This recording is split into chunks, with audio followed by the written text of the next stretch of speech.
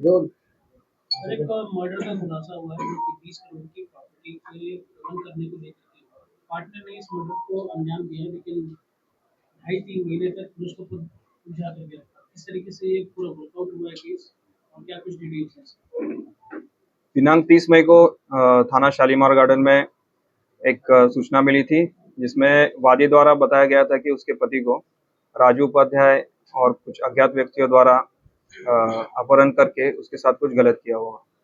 इस सूचना जैसे मिलती है, पुलिस ने तुरंत ही इस घटना का एफआईआर पंजीकृत किया गया और टीमों को लगा के सफल अनावरण के लिए प्रयास जारी किए। उसी क्रम में आज दिनांक 7 जून को इस घटना को अंजाम देने वाले 4 अभियुक्तों को गिरफ्तार किया गया है। इनसे पूछताछ की गई तो इन्होंने घटना के बारे में पूछताछ में ये बताया।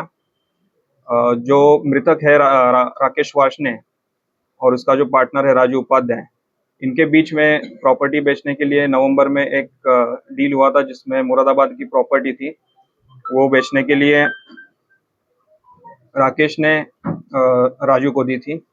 इस प्रॉपर्टी का जो कीमत था वो 20 करोड़ थी, जिसकी वजह से इसके नीयत खराब हो गई और उसी टाइम से दिसंबर से इसने इसकी हत्या करने का प्लान बनाना स्टार्ट कर दिया।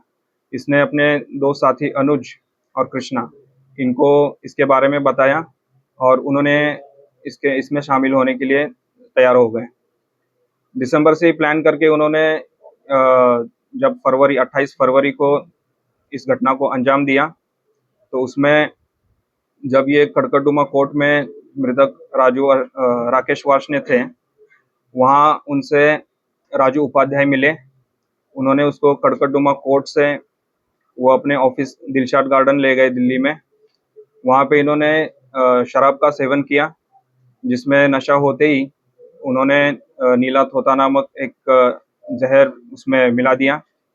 जैसे ही मृतक राकेश वार्ष्णेय बेहोश हो जाते हैं, वहाँ पे जो उसके दूसरे साथी थे हरीश शर्मा, इन्होंने उसको 6 एनेस्थेसिया के इंजेक्शन दिए और जैसे उनको इन चारों को यकीन हो गया कि अब ये पूरे बेहोश हो गए, अनकॉन्शियस हो गए, हिल नहीं सकते, तो उन्होंने वहाँ से उसी के गाड़ी में, क्रेटा गाड़ी में मृतक को डाल के उसको दिल्ली से गंगनहर लेके आए और वहाँ पे इसे डंप कर दिया और जो इसकी गाड़ी थी वो वापस जाके शालीमार गार्डन एरिया में रख दी।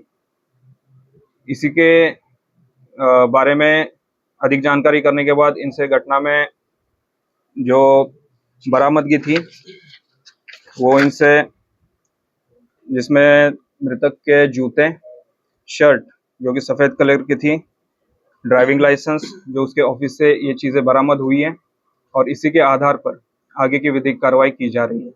रीजन क्या था, मोटिव क्या था मामले में? इस पूछताछ में मोटिव ये चल के बाहर आया है कि जो मुरादाबाद की प्रॉपर्टी थी, जो कि बेचने के लिए जिसकी जीपीए मृतक ने राजू उपाध्याय के नाम की थी, उसी को लेके राजू उपाध्याय की नीयत खराब हो गई। उसे लगा कि अगर इसे कुछ हो जाता है तो ये सारी प्रॉपर्टी मेरे नाम आ जाएगी। इसी के चलते ये सारा साजिश रची गई। क्या कॉस्ट? इस प्रॉपर्टी की कीमत अराउंड 50 to 20 करोड़ है। मतलब एक चीज और कि पुलिस को ये केस क्रैक आउट करने में टाइम लग रहा है। क्या जो मुख्य आरोपी है वही पूरे परिवार के साथ उनको मिला था, पुलिस ने इसमें करवा था? इस केस की जब इन्होंने घटना का अंजाम दिया 28 फरवरी को, उसके बाद जो इसका मुख्य आरोपी है राजू उपाध्याय, ये खुद परिवार के साथ आके पुलिस को कंप्लेंट देता रहा, परिवार के साथ बन के इस मुकदमे की पैरवी करता रहा और इसीलिए वो कंटिन्यूसली पुलिस को गुमराह करता रहा। इसने काफ़ी फेक कॉल करवाए और काफ़ी डिस्ट्रैक्ट करने का प्रयास किया और ये इसी के चलते हुए इसमें जो भी था, इस घटना को वर्कआउट करने में थोड़ा देर लगा।